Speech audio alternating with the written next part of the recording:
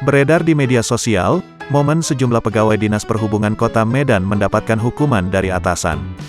Bukan tanpa sebab, pasalnya mereka terlambat mengikuti apel. Momen itu diunggah akun Instagram @tkpmedan, Selasa, tanggal 8 Februari tahun 2022. Terlihat dalam video, para petugas dishub tersebut ada yang berjalan santai namun ada pula yang berlari kencang. Meski cuaca buruk, mereka tetap sigap menjalani konsekuensi.